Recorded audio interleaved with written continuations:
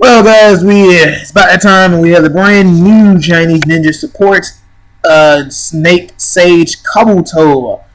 So let's read his talent. Increased agility, spirit, and force by a percentage. Has 89% speed, 6% damage rate, and 6% void injury rate. When his ninja is in battle, increase all allies' speed by 114%. Reduce all enemies' Vanguard, Salter, and Support attack by 20%, 35%, and 30% respectively. Increase allies' Assaulters and Vanguard's damage rate by 40%, and all allies' attack by 30%.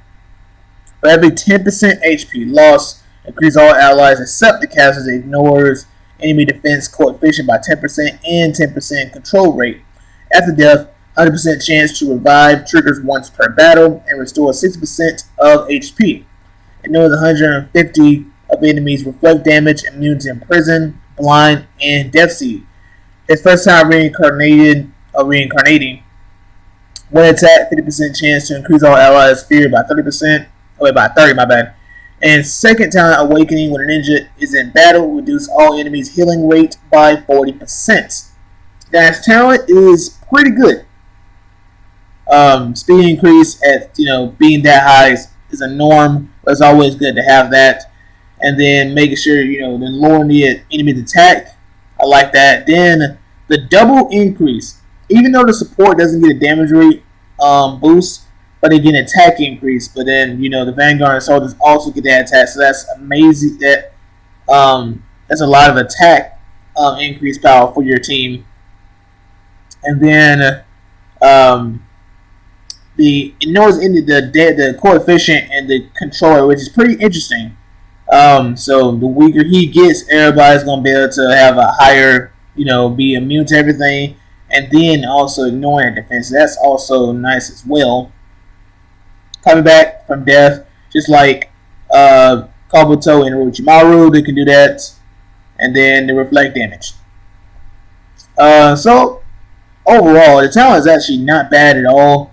Works a lot in both ways for PvP and PvE. But hey, I like talent. Not bad at all.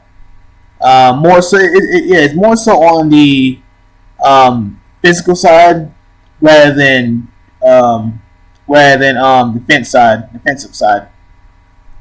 Now for the skill, attack all enemies with a 350% skill growth rate, 100% chance to chaos enemies for 2 rounds, and further 80% chance to blind enemies for 2 rounds.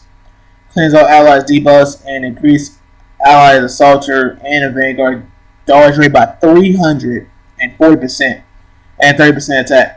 Recover 68 fear for self and 30 for everybody else. Now the skill is okay, and the one thing that jumps out at me is the dodge increase. Now it's nice to have another cleanser, but it's like his skill for me doesn't really. It's nice. It's okay. You know what I'm saying? I mean, I wish he had a little bit more, but I mean, he has 2 CCs. He can cleanse, and then he can greatly increase your dodge rate. So that's going to be making sure that your guys are never going to get hit. Now, how does that relate? How does that pertain to PvE? That might not. I don't know. I mean, it might help. It might not, depending on how high the enemy's hit rate is. So, whereas even if you're able to break the limit with the dodge rate, it's not going to mean nothing. But the attack increase on top of that is nice to have. But you might already have ninjas that already increase everybody's attack, so it's kind of like you can kind of keep that steady for the duration of the battle, or as long as you can keep skilling. But the skill is okay, and the talent, I like the talent. So for me, this ninja is definitely for PvP.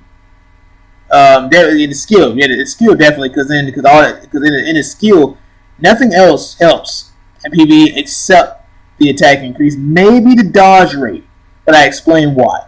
But for me, it's a skip.